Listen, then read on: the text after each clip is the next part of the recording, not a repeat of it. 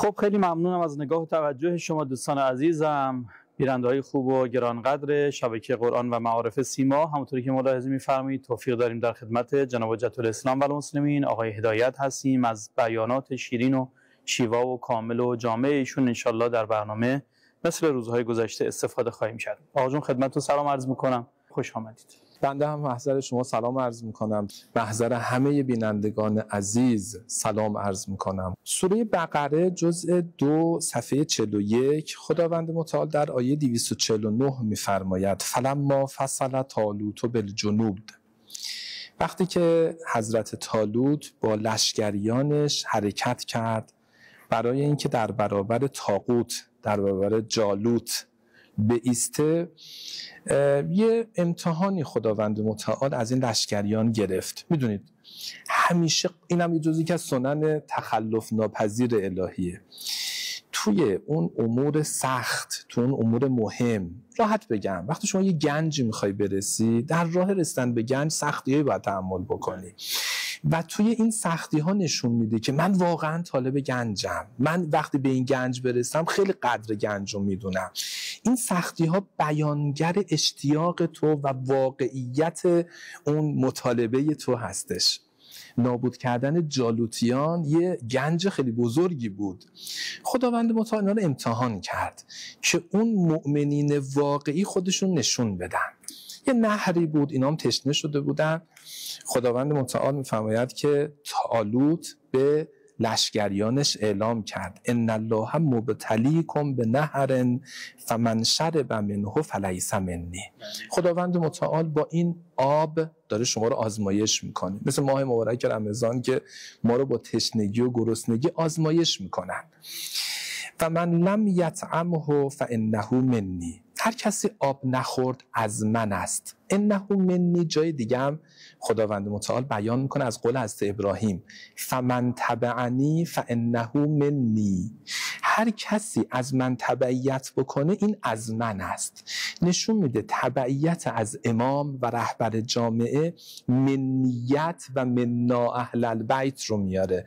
مثلا حضرت سلمان جان ما که ایرانی بودن تابع و شیعه واقعی پیغمبر و امیرالمؤمنین بود، شد منا.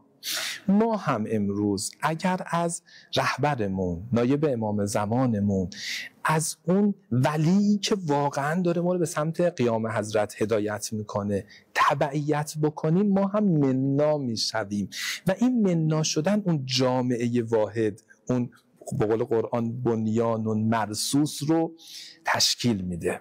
فانه منی الا من اقترف غرفة بیدهی. خب خداوند متعال میفهمد که البته من یه فرصتی میدم، ببینید اینم هست که هیچ وقت لا یکلف الله نفسا الا وسعها. اگر یه سختی، بلای، ابتلایی میاد دیگه اینجوری نیستش که خدا یه کاری بکنه که طاقت مردم به سر بیاد. خب بیچاره تشنه‌شون بود. خدا میفهمد من که میگم حق ندارید آب بخورید، یک غرفه یعنی یک ما میگیم چه یه مشت آب، یه جرعه آب، اون اشکال نداره، در حد اینکه تشنگیتون برطرف بشه، بهتون فشار نیاد. ولی بخواین قرط قرط آب بخورید من نمیذارم. فشربوا منه الا قلیلا منه، همه خوردن مگر یه عده کمی. همیشه اینم دوری قاعده است که ربیون اطراف امام، اونایی که پاکارند، اونایی که واقعا حزب اللهی واقعی هستن، تعدادشون نسبت به عموم جامعه یه مقداری کمتره. فلما جاوزه هو والذین آمنوا معه قالوا لا طاقة لنا اليوم بجالوت و جنوده. وقتی که اینا حرکت کردن به همراه طالوت و رسیدن به دشمن، اینا یعنی تعداد دشمن رو دیدن، همونه که آب خورده بودن تعداد دشمن رو دیدن، گفتن آقا ما طاقت نداریم. ببین مرفهین بی‌درد، اونایی که اونجایی که فرصت گناه هست راحت گناه میکنن، توی بلاها، توی سختیها، توی جنگها، تو مجاهدتها طاقت ندارن، پشت امام رو خالی میکنن، راحت میگن ما طاقت نداریم، ما نمیتوانیم. این کلمه نمیتوانیم امروز تو این جلسه کار داریم. اونایی که هی زیر لب قرقر میکنن امکان نداره، نمیشه، محاله، خدا میگه ببین تو مسیر من مجاهدت بکن و الذین جاهدوا فینا لنهدینهم سبلنا، ما کمکت میکنیم، ان تنصروا الله ینصرکم. بابا تو یه قدم بردار، بقیه قدماش با من. اینا حاضر نیستن همون یه قدم هم بردارن، راحت ول میکنن میرن، راحت فرار میکنن. این بده. نباید جبهه مقاومت رو خالی کرد، نباید سنگر رو خالی کرد، نباید گذاشت و رفت. این به ما چه؟ بابا کشورته، وطنته، فرزندان خودت هستن. اینا دارن پشت پدافند و همه جا دارن زحمت دارن میکشن، تو هم باهاشون باش، تو هم پشتشون نگه دار. اینا گفتن که لا طاقت لنا، ما نمیتوانیم. اما الذین یظنون انهم ملاقو الله، اونایی که تو اون تشنگی گفته بودن به خاطر خدا ما صبر میکنیم، امر خدا رو اطاعت میکنیم، یه چیز گفتن کم من فئة قلیلة غلبت فئة کثیرة باذن الله. نه، مایی که در راه خدا، در راه بندگی خدا، اطاعت دستور خدا ایستادگی کردیم، مقاومت کردیم، اینجا هم مقاومت میکنیم، اینجا هم در دشمنان خدا مقاومت میکنیم. خدا با ماست. ما یه جایی دستور خدا رو اطاعت کردیم. هر کسی که بندگی خدا رو بکنه همه قدرت خدا به کمکش میاد. ما خدا رو داریم، ما بی نهایت رو داریم. عبدی اطیعنی حتی اجعلک مثلی. ما الان چون اطاعت خدا رو کردیم، بنده واقعی خدا شدیم، خدا به ما کمک میکنه. انا مطیع من اطاعنی جلیس و من ذکرنی. من همنشین کسی هستم که یاد من باشه، من مطیع کسی هستم که اطاعت از من بکنه. اینا گفتن که ما اتفاقا درست تعدادمون کمه، ما خدا رو داریم، اونا که خدا رو ندارن. الا ان حزب الله هم الغالبون، ما حزب خدا هستیم، اونا که حزب خدا نیستن که. باذن الله والله مع الصابرین، خدا همراه کسانی هستش که صبر میکنن. گفتیم صبر یعنی مقاومت در برابر موانع جهاد در راه خدا. یه مانعی هست که ما تعدادمون کمه، اما اشکال نداره، ما با همین تعداد کم میام مقاومت میکنیم، خدا ما رو کمک میکنه. ان الله مع الصابرین، خدا کمک میکنه. آقای اسماعیلی ببینید، همیشه جبهه باطل دچار خطای محاسباتی میشه. تو همه چی، تو محاسباتش ضرر میکنه، اشتباه محاسبه میکنه. من معتقدم اسرائیل و رژیم صهیونیست خطای محاسباتی کرد که به ما حمله کرد. اونا اگر از اون این به اصطلاح این توهمی که احساس کردن که ماهای مدرال ایمانمون ضعیف شده، مثلا 4 تا دختر عزیزم، خواهر عزیزم، یه مدل نسبت به حجابش شل شد، پسر عزیزم، برادر گلم، یه نسبت ایمانش ضعیف شد، اینا فکر کردن که ما کلا کار تمام شد و مقاومت رو از دست دادیم و کلا کشورمون و ارزشمون رو واگذار میکنیم. این خطای محاسباتی بود. نمیفهمیدن اینا یه مقداری ایمانشون ضعیف شد، اما اصل ایمانشون که از دست ندادن. همین صحنه تجاوز دشمن ایمان جوانای ما رو 100 برابر کرد. خدا رحمت بکنه. ما میفهمیدن که جبهه و شهدا یک شب ره 100 ساله رو در دانشگاه جنگ پیمودن. واقعا جنگ یه دانشگاهی رو بر ما ایجاد میکنه. عدو شود سبب خیر اگر خدا خواهد. یه دانشگاه ایمان برای ما ایجاد کردن. همون جوانای ما برگشتن، محکم شدن، ایمانشون قوی شد، الحمدلله تو این مقاومت راسخ وایسادن. کل جبل راسخ لا تحرکه العواصف. این جوانای ما رو طوفان تکونشون نمیده به لطف خداوند متعال. پس بنابراین این خطای محاسباتی تو جبهه باطل داره و جبهه حق دچار این خطا نمیشه. جبهه حق چون خدا رو میبینه میگه ما هستیم، 5 نفرم باشیم ایستادگی میکنیم به قدرت خداوند متعال. ما در خدمت حاج هدایت میخوایم بیشتر در مورد این موضوع صحبت کنیم و مصادیقش رو در قیام امام حسین علیه السلام و نسبتش رو شاید بهتر بگیم که باشه رسید.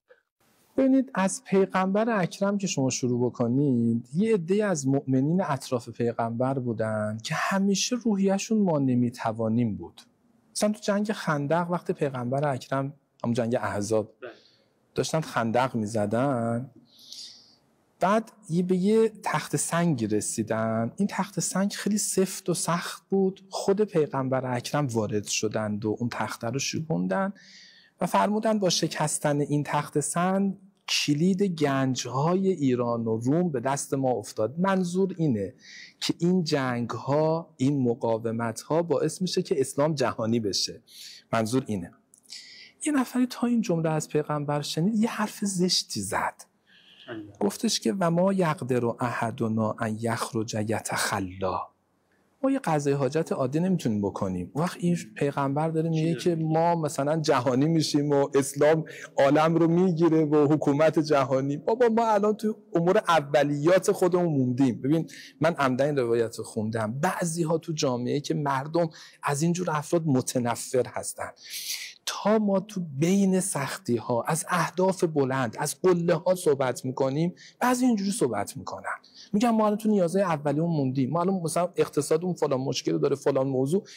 نمیذارن جوون ما لذت دیدن افق عالی و تلاش برای رسیدن به اون افق عالی رو تجربه بکنه. سری دل سرد میکنن، سری مایوس کننده حرف میزنن. خیلی کار زشتیه. اینا بودن از زمان پیغمبر، توی اصحاب پیغمبر بودن. از زهرا جان ما، مادر عزیزمون، یه افق عالی رو داشتن و اونم قیام امام حسین، قیام فرزندشون امام زمان علیه السلام. این مسیری که به قیام امام زمان منجر میشه توی اون دوره‌ای که حضرت تنها بودن. میدونید یه امیرالمؤمنین بود، یک شیعه واقعی امیرالمؤمنین به نام حضرت زهرا سلام الله علیها و یه تعداد کمی مثل سلمان و ابوذر و مقداد، تعدادشون خیلی کم بود، اما حضرت زهرا ایستادگی کردن. و همونجور که تو جلسه گذشته گفتم امام حسین علیه السلام دنبال این بودن مردم خودشون قیام بکنن، لیقوم الناس بالقسط، و میرفتن تک تک دعوت میکردن. حضرت زهرا میرفتن در خانه انصار و مهاجرین تک تک دعوت میکردن. یکی از اون خانه ها خانه معاذ بود، یکی از اصحاب مهم پیغمبر اکرم. حضرت رفتن پیش معاذ، فرمودن بیایید همه با هم قیام بکنیم برای دفاع از علی ابن ابی طالب علیه السلام. اون یه جوابی داد، فمعی غیری، آیا من بیام تو رو کمک بکنم، تو به عنوان رهبر مدافعین امیرالمؤمنین کسی هم تو تیم ما هست؟ این یه تفکر غلطه که وقتی میخواد قیام در راه خدا بکنه میگه دیگران هم هستن. بعد حضرت فرمودن که معاذ من با تو صحبت نمی کنم، تو که برای دفاع از امامت وابسته هستی به اینکه دیگران هستن. جواب داد فأین ابلغ انا من نصرتک، وقتی دیگران نباشن من چیکار میتونم برای تو بکنم؟ معاذ تو با قدرت خودت بیا وسط، تو قدم بردار. احدی الحسنیین، اگر حضرت زهرا پیروز شد که پیروزی رو میچشی، خودت میچشی. اگرم به شهادت رسید، تو هم به شهادت رسیدی، همراه از زهرا بهترین درجات رو داری. این چه حرف غلط، چه اشتباه محاسباتی داره انجام میدی؟ لذا فخرجت فاطمه من عنده و هی تقول والله لا اکلمک کلمة ابدا، هیچ وقتی با تو صحبت نمیکنم. کسی که در مسیر دفاع از حق کوتاهی بکنه، اهل بیت خدای نکرده زبون املال باهاش قهر میکنن. توی فضای خطای محاسباتی قرآن نکات زیبایی داره، من ازش میگذرم. ادامه این آیات رو سریع عرض بکنم. وقتی که اون تعداد کم در برابر جالوت ایستادگی کردن، اولین کاری که انجام دادن دعا کردن. عزیزان من، تضرع و دعا رو کم نشمریم. این باعث این سلاح واقعی، ببین سلاح واقعی ما موشک‌های ما نیست. موشک‌ها عامل قدرت هستن، قبول انکار نمی‌کنم، اما سلاح اصلی ما دعاست. سوخت موشک‌های ما با دعا و با ایمان ماست. اگر ایمان نداشته باشیم، دعا نکنیم، تضرع نداشته باشیم، موشک‌های ما هیچ کاری انجام نمیدن. خرمشهر را خدا آزاد کرد. بلا فاصله بعد از این دعا خدا میفهمد فهزموهم باذن الله، همشون رو قلقم کردن. و قتل داوود و جالوت. میدونین طالوت فرمانده لشکره، اصل داووده. حکومت داوود که پیغمبر خداست تونست جالوت رو از بین ببره. فهزموهم و قتل داوود و جالوت. جالوت رو از بین برد. خدا حکومت جهانی رو بهش داد. والحکمه و علمه مما یشاء. ولولا، این مهمه، ولولا دفع الله الناس بعضهم ببعض لفسدت الارض. اگر این نبود که خداوند متعال به واسطه همین مردم حاکم طاغوت رو، اون لشکر طاغوت رو از بین نبره، ارض زمین فاسد میشد. پس همین تلاش ما الان برای آبادی زمینه. ببین ما یه نکته خیلی زیباست، ما دنبال از بین بردن باطل نیستیم، ما دنبال رشد باطلیم. این نکته خیلی مهم. رشد باطل یعنی چی؟ یعنی ما میخوایم نجات بدیم اونایی که در لشکر باطل هستند. ما دنبال آبادی زمین هستیم، ما دنبال نابودی انسانها نیستیم. همین الان هم فریاد میزنیم آی مردم دنیا، اسرائیل جنایتکار، اون حکومت هایی که اجازه میدن مردم نفس بکشن، این حکومت ها باید از بین برن تا شما آزاد بشید. و ما طالب آزادی همه مردم دنیا هستیم. ما طالب آزادی همه اونایی هستیم که اسیر این جبهه طاغوت یعنی اسرائیل غاصب هستند. و آخرین جمله درباره امام حسین علیه السلام، کم من فئة قلیلة غلبت فئة کثیرة باذن الله. واقعیتش اینه امام حسین علیه السلام تعدادشون کم بود، اما به اذن خداوند متعال عالمگیر شدن. و امروز هر قیام موفقی، هر انقلاب موفقی از امام حسین و یارانش درس گرفته و ادامه همونه. این میشه پیروزی امام حسین. خیلی ممنون از شما فضای هدایت استفاده کردیم و تشکر میکنم از نگاه توجه شما دوستان عزیز. و این وعده خداوند متعال قطعا محقق خواهد شد اگر ما اعتقاد داشته باشیم، ایمان داشته باشیم که آنچه که در قرآن آمده، آنچه که خدا وعده داده، انبیا و اولیا وعده دادن، حق بوده و حق هست و انشالله ما هم به نتیجه خواهیم رسید. برای دقایق پایانی برنامه عرض میکنیم یا رب الحسین به حق الحسین اشف صدر الحسین به ظهور الحجه، یا رب الحجه به حق الحجه اشف صدر الحجه به ظهور الحجه. یا علی، خدا نگهدارت.